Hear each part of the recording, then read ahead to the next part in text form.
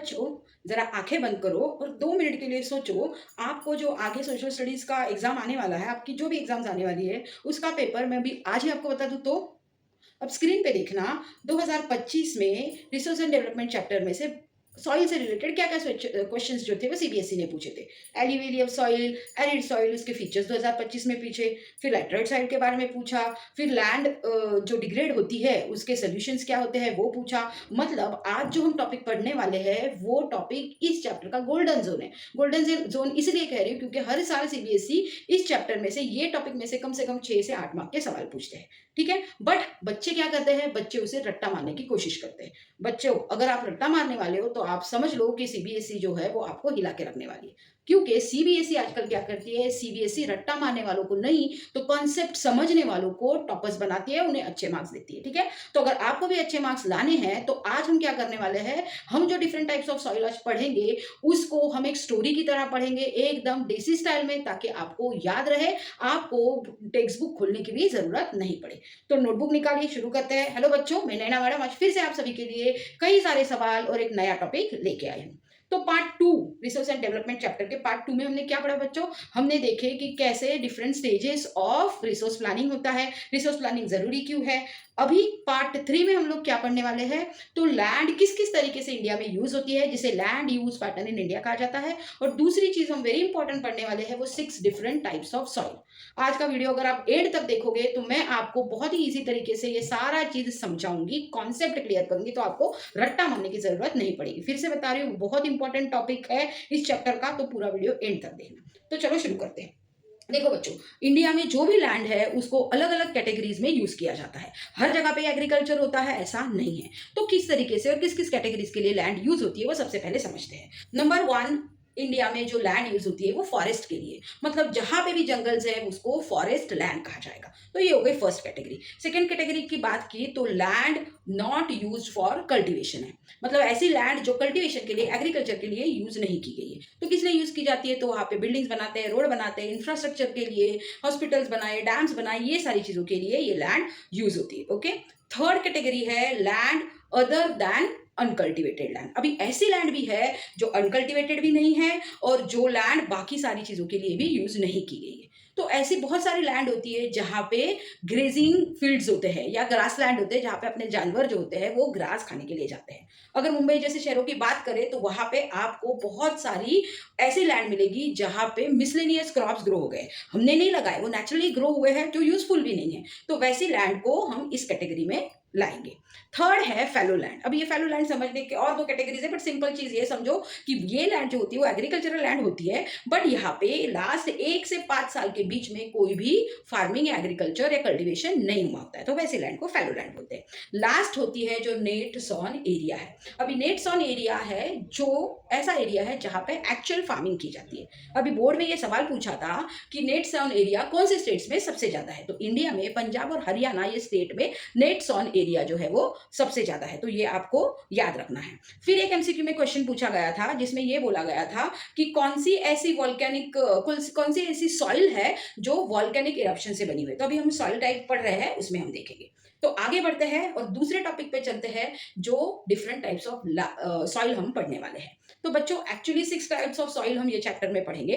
पहली है alluvial soil, ए के बाद बी आती है, याद रखने का तरीका देखो, ए के बाद बी ले लो, ब्लैक सॉइल हो गई, अभी ब्लैक कलर हो गया तो तीसरी ले लो रेड एंड येलो सॉइल। चौथी जो होती है उसको आप लैटराइट सॉइल बोलते हो, जो ब्रिक वाली होती है। फिर आप बात करोगे एरिड सॉइल की और सबसे लास्ट में हम बात करेंगे फॉरेस्ट या माउंटेनस सॉइल की। तो चलो सबसे पहले पढ़ते हैं एल्यूवियल सॉइल क्या होती है, कैसे बनती है। हर एक सॉइल को आप अपना फ्रेंड समझ लो। समझो आपका नया फ्रेंड बना है तो आप उसके बारे में जानने की कोशिश करोगे ना। क्या जानोगे? आप जानोगे वो कहाँ रहता है या कहाँ रहती है, ठीक है? फिर उसके डीएनए में क्या है? फिर आप ये भी देखोगे कि वो कैसे बनती है और वो हमें क्या फ़ायदा दे सकती है। तो ये सॉइल के बारे में भी हम सेम चीज़ भी सीखेंगे। पहले तो वो दिखती कैसी है, उसका कलर कैसा है, टेक्सचर कैसा है, फिर उसका डीएनए क्या है, मतलब वो कैसे बनी है, फिर हम ये देखेंगे कि वो कहाँ रहती है, मतलब कहाँ पाई जाती है, और लास्ट में हम देखेंगे कि हमें वो कैसे यूज़फुल है। तो अगर एल्यूविलियल सॉइल की बात करें तो एल्यूविलियल सॉइल जो है वो नदियों के किनारे पे बनती है। जब नदियाँ फ्लो होती है, रिवर्स फ्लो होती है, that times they bring different kinds of material along with them. Okay, which all materials they bring silt, they bring sand, they bring clay, they bring decay of dead animals and plants। तो ये सारी चीजें मिला के वो क्या करते हैं, अपने साथ बहा बहा के लेके आते हैं नदियाँ। ओके, तो जब वो प्लेन एरिया में आती है तो वो डिपॉजिट्स हो जाती है। कहाँ पे डिपॉजिट हो जाती है? प्लेन एरिया में। तो प्लेन एरिया में डिपॉजिट हो के सालों के बाद वो जो सॉइल बनती है उसे क्या कहते हैं? उसे एल्यूवियल सॉइल कहते हैं। अब इंडिया में वो सॉइल नॉर्दर्न प्लेन एरियाज में आपको देखने मिलेगी, जैसे कि पंजाब से लेके वेस्ट बंगाल तक जो प्लेन एरिया है आपको यहाँ पे ये एल्यूविलियल सॉइल देखने मिलेगी। अब ये एल्यूविलियल सॉइल एग्रीकल्चर के लिए बहुत ज़्यादा यूज़फुल होती है बच्चों। ओके, अभी ये सॉइल में क्या-क्या होता है वो जानना भी आपके लिए ज़रूरी है। तो ये सॉइल में आपको पोटैश मिलेगा, उसको आप पोटेशियम एसिड मिलेगा और ये सॉइल में आपको लाइम भी मिलेगा। ओके, तो ये सारी चीज़ें क्रॉप्स ग्रो करने के लिए बहुत ज़्यादा हेल्पफुल होती है। इसीलिए ये सॉइल को, एल्यूविलियल सॉइल को फर्टाइल सॉइल भी बोला जाता है। और क्योंकि ये ऑयल नॉर्दर्न प्लेन एरिया में है, इसीलिए नॉर्दर्न प्लेन एरिया को फर्टाइल एरिया ऑफ इंडिया बोला जाता है। ठीक है, यहाँ तक आई होप सबको समझ में आ गया है।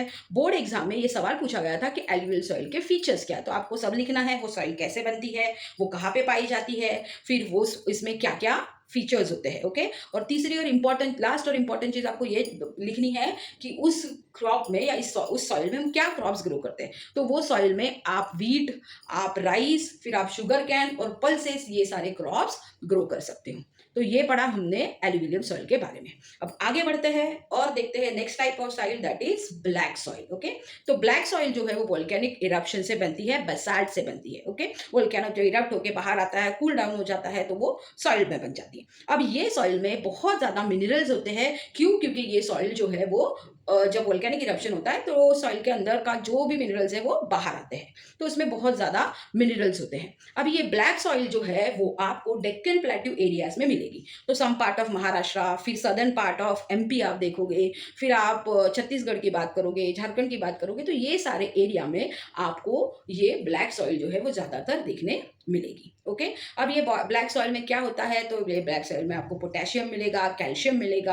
अगेन ये सॉइल ये सारे मिनरल्स की वजह से फिर से क्या हो जाती है, बहुत यूजफुल हो जाती है क्रॉप्स ग्रो करने के लिए। तो कौन से क्रॉप्स आप यहाँ पे ग्रो कर सकते हो, तो कॉटन जैसे क्रॉप्स जो है वो आप यहाँ पे ग्रो कर सकते हो। ठीक है, तो ये हमने पढ़ा ब्लैक सॉइल के बारे में। ब्लैक हो गया, अभी दूसरी कलरफुल सॉइल पे जाते हैं, that is red and yellow soil. अभी आप रेड एंड येलो सॉइल की बात करोगे तो इसको दो कलर क्यों होते हैं, तो पहले समझिए कि वो सॉइल का कलर जब वो ड्राई होती है तब रेड होती है, जब वो हाइड्रेट हो जाएगी, जब आप उसको पानी पिलाओगे, उसमें पानी डालोगे, तब वो येलो कलर की हो जाती है। रेड कलर की इसलिए होती है क्योंकि उसमें होता है आयरन। आयरन की वजह से वो आपको रेड कलर की दिखती है।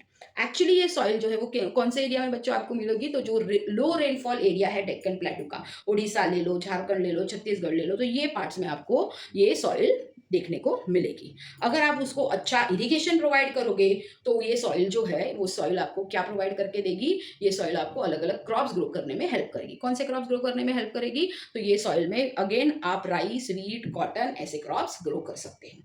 ठीक है बच्चों, आगे बढ़ते हैं और फिर नेक्स्ट टाइप ऑफ सॉइल के बारे में जानते हैं, that is laterite soil. Laterite ये एक लैटिन वर्ड है जिसका मतलब होता है ब्रिक। तो ये सॉइल जो है वो ब्रिक की तरह ही स्ट्रांग होती है। अब ये सॉइल बनती कैसे वो समझो। ये सॉइल जो होती है वो हेवी रेनफॉल वाले एरिया में आपको ज्यादातर दिखाई देगी। अब हेवी रेनफॉल होने की वजह से जो सॉइल के ऊपर की लेवल में जो न्यूट्रिएंट्स होते हैं वो क्या हो जाते हैं, नीचे चले जाते हैं। तो आपको सबके ऊपर जो ऊपर वाली लेयर में सिर्फ आपको मिलेगा आयरन और एल्यूमिनियम, पोटैश। ओके, अभी ये जो न्यूट्रिएंट्स नीचे चले गए हैं उसकी वजह से ये सॉइल न्यूट्रिएंट पुअर हो जाती है और इसमें बहुत ज़्यादा क्या हो जाता है, एसिडिक हो जाती है। अब कौन से एरिया में मिलेगी, तो हेवी रेनफॉल वाला एरिया इंडिया का मतलब केरला, कर्नाटका, तमिलनाडु, ये एरियाज में आपको ये लेटराइट सॉइल ज़्यादातर देखने मिलेगी। कौन से क्रॉप्स आप वहाँ पे ग्रो कर सकते हो, तो आप कैशू हो गया, टी हो गया, कॉफ़ी हो गया, ये क्रॉप्स यहाँ पे ग्रो कर सकते हो। 2025 में एग्जाम में क्वेश्चन पूछा था, लेटराइट सॉइल के फीचर्स जो भी हमने डिस्कस किया वो आपको सब एक एक पॉइंट में लिखना है, आपको 2 मार्क्स मिल जाएंगे। आगे बढ़ते हैं, नेक्स्ट टाइप ऑफ सॉइल है जो आपको डेजर्ट में पाई जाती है, जिसे एरिड सॉइल कहते हैं। अब ये सॉइल जो है वो, ये सॉइल उसका टेक्सचर जो होता है वो सैंडी होता है और अगर आप उसके कलर की बात करोगे तो वो रेड और ब्राउन कलर की दिखती है। अब अभी वो ड्राई एरिया में पाई जाती है, इसलिए उसमें सॉल्ट कंटेंट ज़्यादा होता है। ओके, तो इसलिए वो सलाइन हो जाती है और उसमें ह्यूमस और मॉइस्चर की बहुत कमी होती है। लेकिन फिर भी अगर आप प्रॉपर इरिगेशन सिस्टम डेवलप करो तो आप यहाँ पे भी कल्टीवेशन कर सकते हो। जैसे कि राजस्थान में कैनल इरिगेशन के साथ आजकल बहुत ज़्यादातर एरिया में कल्टीवेशन किया जा रहा है। ठीक है, अब लास्ट सॉइल है that is a forest soil और माउंटेन सॉइल। तो नाम से ही आपको पता चल गया होगा, ये सॉइल आपको माउंटेन एरिया में ज़्यादातर दिखाई देगी। इंडिया के हिमालयन रेंजेस में आपको ये सॉइल दिखाई देती है। अभी ये सॉइल के टेक्सचर की बात करें तो अलग अलग एरिया में ये सॉइल का अलग अलग टेक्सचर दिखाई देता है। फॉर एग्जाम्पल, अगर आप डायरेक्ट टॉप पे जाओ और आप उसको देखो तो वो कैसे दिखती है, तो वो थोड़ी सी लूमी होती है। ओके, एकदम वैली एरियाज में जाओगे तो वो आपको उसका टेक्सचर आपको लूमी दिखेगा। अगर आप स्लोप्स में आओगे तो उसका टेक्सचर थोड़ा सा कोर्स दिखेगा। फिर अगर आप स्नो कवर्ड एरिया में जाओगे तो वो थोड़ी एसिडिक लगेगी। और रिवर प्लेन्स या रिवराइन एरिया में आओगे तो वो आपको फर्टाइल दिखेगी। एग्जाम में इसके फीचर्स के बारे में क्वेश्चन पूछा गया था कि माउंटेन सॉइल के फीचर्स क्या होते हैं, तो आपको यही लिखना है कि वो हिमालयन रीजन्स में पाई जाती है और उसके टेक्सचर हर जगह पे अलग अलग होता है। तो बच्चों, इस ऐसे सिंपल और इजी तरीके से हमने आज ये देखा 6 अलग अलग टाइप्स ऑफ सॉइल कैसे होते हैं। आपको एक काम करना है, जो भी मैंने एक्सप्लेन किया है वो चार्ट बना दो एक सॉइल टाइप्स का। क्या क्या लिखोगे, तो पहले वो दिखती कैसे है, उसके डीएनए में क्या है, फिर आप देखोगे कि वो कहाँ मिलती है, कहाँ पाई जाती है, मतलब कहाँ रहती है, और लास्ट में आप उसके फीचर्स लिखोगे या उससे आपको कौन कौन से क्रॉप्स ग्रो कर सकते हैं वो लिखोगे। ये एक सिंपल चार्ट अगर आप बना के रखोगे तो एग्जाम में आपको बुक खोल के बार बार ये सारी चीज़ें पढ़ने की जरूरत है। लेकिन बहुत इंपॉर्टेंट टॉपिक है तो बिल्कुल मिस नहीं करना है। अब नेक्स्ट जो वीडियो रहेगा पार्ट 4, उसमें मैं आपको मैप डिटेल में समझाने वाली हूँ। सॉइल मैप बहुत इंपॉर्टेंट है, आइडेंटिफिकेशन के लिए पूछा जाता है। तो नेक्स्ट जब भी मेरा लेक्चर दोगे तब एक इंडिया का मैप जो है, ब्लैंक मैप आपको साथ में लेके बैठना है। मैं आपको इमीडिएटली कैसे मार्क करवाना है वो बताऊंगी। फिर लैंड डिग्रेडेशन और सॉइल इरोजन के बारे में भी हम पढ़ेंगे। तो जल्दी मिलते हैं नेक्स्ट वीडियो में, तब तक के लिए धन्यवाद, थैंक यू और जय हिंद।